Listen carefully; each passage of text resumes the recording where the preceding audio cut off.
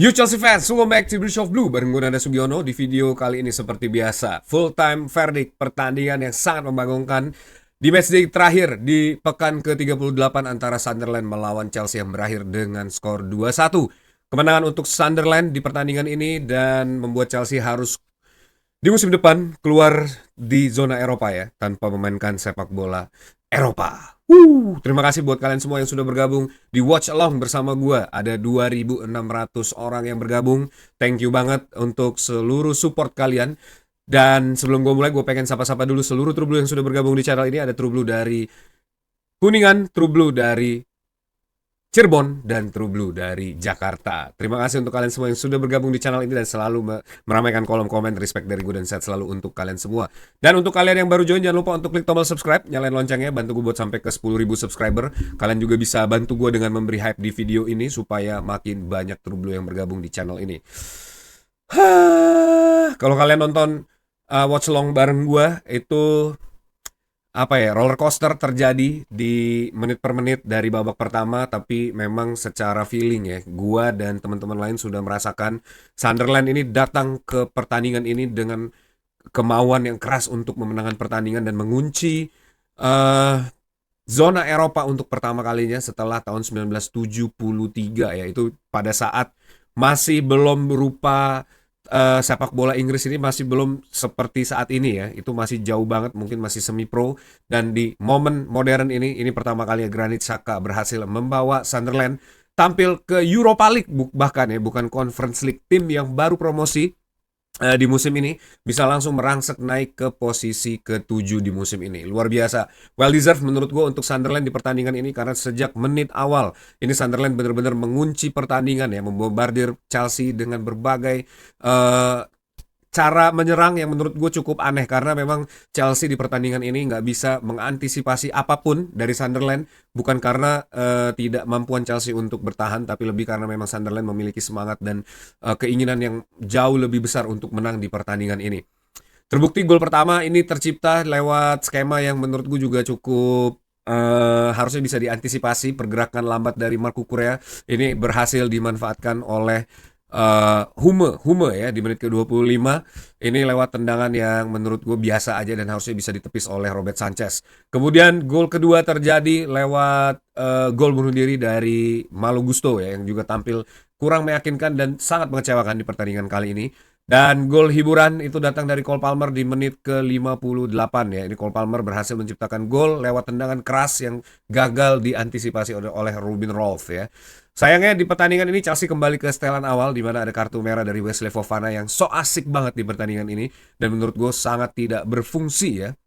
Untungnya beberapa kali wasit tidak melakukan call untuk pelanggaran dan juga handsball yang dilakukan oleh Wesley Fofana. Dan menurut gue ini pemain gak worth it banget untuk dipertahankan di Chelsea di musim depan dan harus segera dijual, selain karena memang gajinya yang cukup mahal ya di Chelsea, dan penampilan dia juga kalau nggak cedera ya dia mendapatkan kartu merah ataupun defensif kontribusinya menurut gue jelek banget sepanjang musim ini. Nggak ada sesuatu yang stand out. Dan ya gue sudah cukup frustasi melihat ini belakang Chelsea, ditambah Gerald Hato yang di pertandingan ini juga tampil menurut gue kurang meyakinkan ya.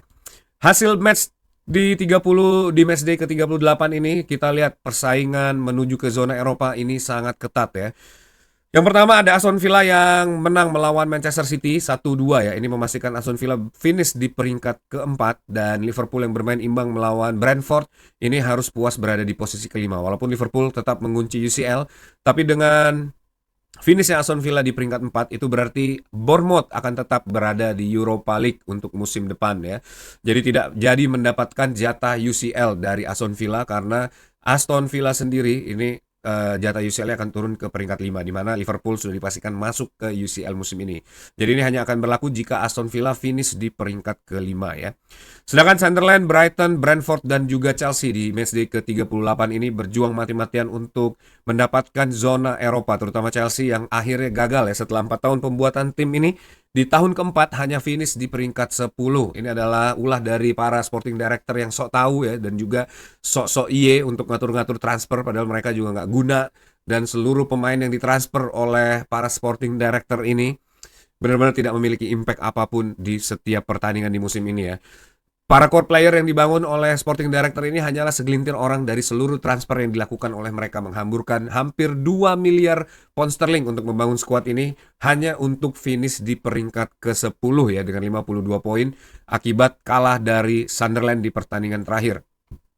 Sedangkan Sunderland ini merangsek ke posisi ke-7 setelah menang melawan Chelsea, setelah Brighton dipastikan kalah melawan Manchester United ya di kandangnya ini di Amex Stadium dengan skor 0-3. Ini Sunderland yang menurut gue wow, sangat epic sambutan dari para fans, dari hooligans-nya Sunderland ya, apalagi setelah dipastikan masuk ke Europa League. Ini bener-bener gue ngeliat di layar kaca itu seluruh fans dari Sunderland ini nangis ya, dan kelihatan banget apa yang diharapkan oleh para fans dari Sunderland, dan mungkin juga ini adalah beyond expectation dari mereka ya, bisa sampai ke Europa League untuk musim depan. Brentford bahkan finish jauh lebih baik dibandingkan Chelsea ya. Setelah Chelsea gagal menang, ini Brentford berhasil mencuri poin dan finish di peringkat ke-9. Ini tentu adalah tamparan yang sangat luar biasa untuk Bluko, dan gue berharap ya Ekbali dan Todd Boehly ini segera mengambil keputusan yang lebih realistis dan juga lebih rasional ya untuk membangun skuad di musim ini. Terutama setelah kedatangan Xabi Alonso, kita juga dipastikan tidak akan bermain di Eropa. Itu berarti Chelsea akan kehilangan pemasukan yang luar biasa besar ya dari Eropa. Tapi Chelsea masih mampu mendapatkan masukan dari, yang pertama adalah sponsor ya, VOS, yang sampai saat ini belum juga ada kejelasannya. Dan yang kedua adalah penjualan pemain. Dengan tidak tampilnya Chelsea di zona Eropa, terus juga Xabi Alonso yang datang, gue berharap para pemain yang kelihatan banget di beberapa pertandingan terakhir ini malas-malesan ya, itu harusnya segera dijual aja, karena mereka kelihatannya nggak akan punya impact juga buat Chelsea di musim depan, apalagi ditambah tidak bermain di Eropa. Gue rasa ini akan menjadi rebuilding fase 2 yang benar-benar harus direncanakan dengan sempurna oleh seluruh jajaran di Chelsea. Jadi sporting director kali ini please banget gue minta untuk mendengarkan masukan dari Xabi Alonso dan mempercayakan transfer ini kepada Xabi Alonso. Lo tinggal fight untuk mendapatkan harga terbaik, gaji terbaik, dan sisanya biarkan Xabi Alonso yang bekerja. Karena sudah 4 tahun kalian mengerjakan tim ini, membangun tim ini dengan miliaran pound sterling hanya untuk finish di peringkat 10, dan menurut gue itu benar-benar Chelsea yang paling sampah yang pernah gue tahu di musim di sepanjang gue mensupport tim ini. Dan gue nggak pengen 4 tahun ke depan gue melihat harapan gue digantungkan ke seseorang bernama Liam Delap untuk menciptakan skor. Bahkan gue udah menjilat dia, gue udah berharap, gue udah mendoakan, itu pun dia tidak bisa menciptakan skor.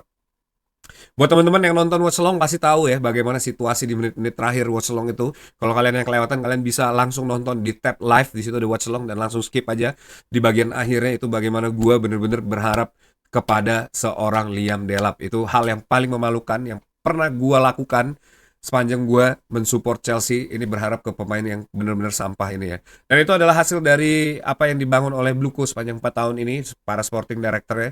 Menurut gue sih udah seharusnya mereka segera dipecat ya. Paling nggak, kalaupun nggak mau dipecat pesangon yang mahal, pindahin aja jangan jadi sporting director, atau turunin, nggak usah mengambil keputusan untuk membeli pemain atau apapun itu ya, karena udah keterlaluan. Kita langsung aja ke full time verdict 6 hal yang menurut gue harus dinilai di pertandingan ini. Walaupun semuanya jelek, tapi ada yang terjelek dari yang jelek ya. Yang pertama, gue akan kasih box merah untuk pemain ini, Wesley Fofana, yang harusnya sudah segera dijual di musim depan ya. Ini pemain yang benar-benar sampah, nggak ngerti urgency, nggak ngerti apa yang diinginkan oleh para fans, nggak fight dengan sangat baik di pertandingan ini, anggap remeh, terus so asik. Semua kejelekan para pemain itu ada di Wesley Fofana di pertandingan ini ya. Benar-benar sampah banget secara defense, nggak becus, nggak bisa menghalau bola, selalu kalah duel. Terus juga handball, wow itu komplit banget menurut gue di musim ini untuk menutup karir Wesley Fofana di Chelsea ya. Dan udah seharusnya Xabi Alonso pasti akan mencoret nama pemain ini dari skuad utama. Satu, gajinya gede banget, dan menurut gue gak worth it untuk memberi gaji segede itu untuk pemain selevel Wesley Fofana ini ya. Kalau dia gak cedera, dia mainnya jelek, kalau gak kartu merah. Gak ada hal yang bisa kita hal positif ya yang bisa kita petik dari kehadiran seorang Wesley Fofana di lapangan dan di skuad Chelsea di musim ini ya. Menurut gue nih pemain harus segera di-kick dan harus segera diganti dengan center back baru yang mungkin bisa memberikan impact paling tidak ya, mengganti personil di lini belakang Chelsea di musim depan. Ada Senesi tentu yang gratis, dan 200.000 Senesi gue merasa akan join ke Chelsea tanpa harus memberi gaji 200.000 ya. Dan itu adalah hal yang paling mungkin bisa dilakukan oleh Chelsea untuk mengganti seorang Wesley Fofana dan mengupgrade lini belakang Chelsea jauh lebih baik lagi ya. Coba tulis pendapat kalian mengenai Wesley Fofana, permainannya di pertandingan ini ya. Kemudian gue akan kasih box merah untuk McFarland. Ini respon yang cukup lemot ditampilkan oleh McFarland, tidak seperti biasanya. Tapi memang gue lihat di setiap pertandingan di musim ini, kalau Chelsea sudah ketinggalan ya, ini McFarland kerap kali melakukan respon yang tidak cukup baik ya. Seperti di pertandingan ini harus menunggu sampai 2 gol dulu untuk memasukkan seorang Reece James, di mana gue berharap di menit ke-46 atau di babak kedua, ini harusnya Reece James sudah mulai dimasukkan dan mengganti seorang Pedro Neto ya, mungkin dengan Alejandro Garnacho atau siapapun yang mungkin bisa memiliki fresh leg dan punya keinginan untuk jauh lebih berkembang lagi. Tapi ya, seorang interim memang tidak bisa disalahkan, tapi dia yang take control di pertandingan ini dan gue harus membeli box merah kepada McFarland karena ya tidak punya respon yang positif terhadap gempuran dari Sunderland ya, juga mungkin dia kaget juga karena Sunderland bermain begitu menggila ya sejak awal babak pertama membombardir Chelsea dan kelihatannya memang game plan yang disiapkan oleh McFarland ini salah langkah di pertandingan ini ya, sehingga tadinya mungkin game plan attacking yang ingin diterapkan oleh McFarland ini harus berubah drastis 180 derajat karena Chelsea tidak mampu memenangkan areal duel, tidak mampu memenangkan bola di pertandingan ini dan selalu sibuk untuk melakukan defense ya. Kemudian gue akan kasih box hijau untuk Cole Palmer. Ini salah satunya pemain yang menciptakan gol di pertandingan ini. Walaupun mainnya nggak bagus-bagus banget dan menurut gue juga banyak wasting time. Tapi satu gol yang dia ciptakan cukup untuk mendapatkan box hijau di pertandingan ini ya. Sebenarnya satu gol lagi mungkin akan membuat dia mendapatkan box biru dan membawa Chelsea ke zona Eropa, ke Europa League. Tapi sayangnya nasib berkata lain ya. Ya, ada alasan kenapa Thomas Tuchel tidak membawa para pemain Chelsea ya, dan juga Ancelotti ya tidak membawa para pemain Chelsea di Brazil. Mungkin karena memang kedua pelatih ini melihat lebih jeli lagi dan one step ahead ya tentang bagaimana respon para pemain ini terutama di akhir musim ini dan kelihatan banget kayak para pemain Brazil di Chelsea ini menurut gue memang butuh pecutan ya untuk bisa menang atau stand out di momen-momen krusial seperti ini ya. Kasih pendapat kalian mengenai Cole Palmer, apakah dia layak mendapatkan box hijau ya. Kemudian gue akan kasih box merah untuk Moises Caicedo. Di pertandingan ini jelek banget. Ini adalah penampilan terburuk Moises Caicedo yang pernah gue saksikan setelah penampilan awal yang melawan West Ham ya, di mana dia tampil dengan sangat bego ya di pertandingan itu. Gue bingung mencari kalimatnya seperti apa yang lebih normal, tapi menurut gue di pertandingan ini dia jauh lebih bego daripada pertandingan melawan West Ham kemarin ya, di awal-awal dia bergabung bersama Chelsea. Di pertandingan ini lini tengah Chelsea gampang banget, bahkan ada momen di mana corner kick yang harusnya bisa dikuasai oleh Chelsea, bola second ball itu justru dapat ke kaki pemain Sunderland Granit Xhaka dan dengan sangat mudah itu mengalirkan bola ke Brobbey ya. Ini yang pada saat itu padahal seluruh pemain Chelsea itu ada di final thirdnya tim Sunderland ya. Ini yang menurut gue udah beyond dari normal ya. Ini yang menurut gue sangat frustasi. Kenapa gue begitu frustasi menyaksikan game ini, ditambah lagi gue punya harapan kita bisa bermain di Eropa ya untuk memperbaiki keadaan dan yang lebih penting untuk mendapatkan uang untuk membangun squad yang lebih baik bagi Xabi Alonso. Tapi dengan penampilan yang ditunjukkan oleh Moises Caicedo, menurut gue ini juga pemain harusnya bisa berkaca diri ya dan kemungkinan ya mungkin akan dicoret oleh oleh Xabi Alonso untuk musim depan. Gue juga nggak tahu karena di pertandingan sekrusial ini melawan Sunderland, ini pemain nggak bisa ngapa-ngapain dan kelihatannya emang belum bisa menjadi core player yang baik untuk Chelsea ya. Kemudian gue akan kasih box merah untuk Biang Kerok di pertandingan ini. Malo Gusto, gol bunuh dirinya itu bego banget ya. Masa iya dia nggak bisa clearance? I mean, seorang pemain bertahan, apalagi pemain yang wingback ya, yang memang sangat dibutuhkan untuk menyerang dan juga bertahan. Masa iya nggak bisa steady ya, nggak bisa aware, nggak bisa fokus 90 menit untuk mengamankan gawang.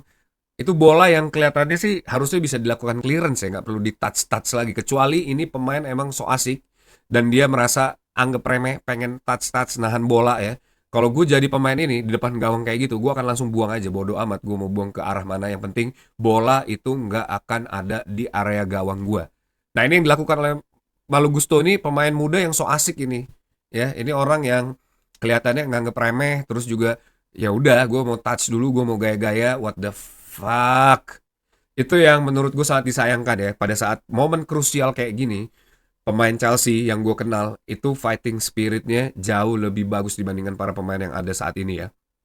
Urgensinya itu jauh lebih tinggi dibandingkan para pemain saat ini. Nggak ada tuh back pass, nggak ada tuh touch-touch yang hold the ball kayak yang dilakukan oleh para anak-anak muda tolol Chelsea ini ya.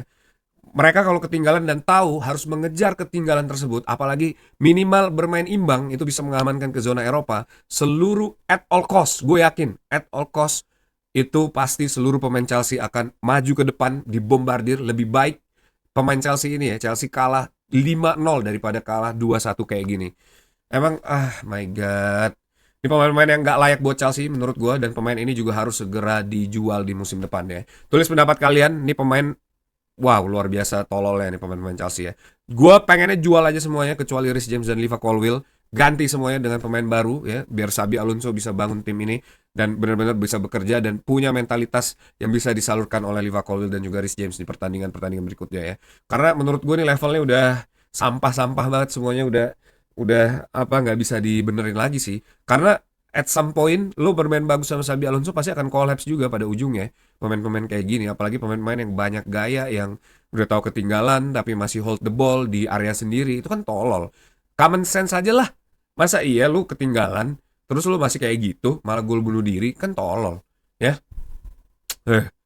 Kemudian gua akan kasih box merah juga buat Joe Pedro. Ini juga pemain yang nggak punya urgensi di pertandingan ini, cuma bisa touch bola gaya-gayaan pakai skill dia ya, padahal bawa bola ke sebelah kiri dan selalu berusaha untuk ngelewatin pemain lawan gitu. Ya, gue tahu di satu sisi memang permainan Chelsea ini sampah banget di pertandingan ini, menyerang kurang orang, bertahan juga kurang orang. Gue gak ngerti kemana para pemain ini bergerak ya. Tapi yang gue tahu, Joe Pedro dalam setiap membangun serangan itu punya opsi yang jauh lebih baik. It's a better choice dibandingkan dia bawa bola, dia dribbling, dia coba lewatin pemain, bahkan dia nggak punya shoot di pertandingan ini ya. Gue nggak melihat shoot dia di pertandingan ini dan gue belum lihat statistiknya juga, gue nggak tertarik untuk melihat statistiknya. Tapi yang gue tahu secara eye test, ini pemain yang memang nggak punya urgency dan nggak tahu harusnya apa yang dilakukan pada saat Chelsea mengalami situasi seperti ini, dan ini yang menurut gue parah banget ya. Ya, mungkin next time kita bisa ambil pemain Cobham yang emang benar-benar pengen fight buat klub ini ya. Tapi ya mungkin the earlier generation mungkin nggak jadi the better juga, gue nggak tahu ya. Tapi gue pengen minta pendapat kalian, para pemain ini apakah ada yang layak dipertahankan buat Chelsea di musim depan atau justru semuanya harusnya dibubarin aja. Kita ganti dengan pemain-pemain lain ya. Nah itu dia 6 pemain atau 6 hal yang gue nilai sebenarnya secara overall permainan Chelsea jelek banget, dan secara defense baik Liva Colwill, Fofana, siapapun itu, Marco Correa, Robert Sanchez, semuanya tampil off di pertandingan ini. Nggak ada satupun hal yang bagus menurut gue yang bisa dinilai di pertandingan ini. Palmer pun cuma karena dia menciptakan gol, sisanya menurut gue juga sampah juga ya. Oke, dengan kalahnya Chelsea di pertandingan match ke-38 ini, kita dipastikan tidak akan bermain di zona Eropa musim depan. Berarti hanya satu pertandingan setiap minggu ya. Itu berarti gue akan update lebih susah lagi karena harus banyak hal yang gue ulik untuk menyajikan berita Chelsea setiap hari buat kalian. Tapi yang pasti di Piala Dunia ini gue akan selalu update info untuk kalian. Jadi pastikan kalian stay tune ya. Walaupun musim Premier League sudah berakhir dan gue lega musim ini bisa berakhir, karena gue gak mau tersiksa lagi menyaksikan pertandingan Chelsea yang menurut gue sungguh menyiksa ya. Dan teman-teman juga pasti tahu lah rasanya seperti apa. Piala Dunia kita akan buka lembaran baru ya, Piala Dunia 2026.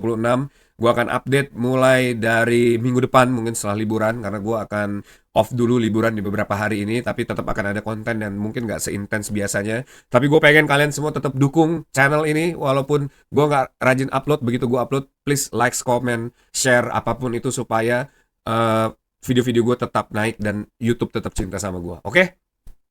Dan gue juga ada channel baru untuk ngomongin sepak bola Indonesia. Langsung aja di tab home, kalian bisa subscribe di situ. Itu juga akan gue update rutin ya nanti di musim baru berikutnya. Dan gue akan ada experience buat nonton di stadion juga dan menyajikan informasi mengenai sepak bola ke kalian secara menarik ya. Terima kasih untuk kalian semua yang sudah menyaksikan video ini sampai akhir. Jangan lupa untuk klik tombol subscribe, nyalain loncengnya, bantu gue buat sampai ke 10.000 subscriber. Kalian juga bisa bantu gue dengan memberi hype di video ini supaya makin banyak Trublu yang bergabung di channel ini. Thank you buat semuanya. Dan udah nemenin gue sepanjang musim ini, 38 match, watch along, preview match, full time verdict. Thank you banget buat support kalian. 8.000 subscriber gue berhasil kumpulkan ya dari awal tahun ini, cuma sekitar 3.500, berarti nambah sekitar 5.000-an teman baru gue di sini. Thank you banget buat kalian semua. 10.000, next gue akan sampai ke 20.000 berkat bantuan kalian juga. Watch along gue juga happy banget ada 2.000 orang yang nonton. Respect dari gue buat kalian semua. Thank you, tetap dukung Chelsea. Sampai ketemu di musim depan ya. Tetap dukung Chelsea, Once Blue, always be blue, up the Chelsea.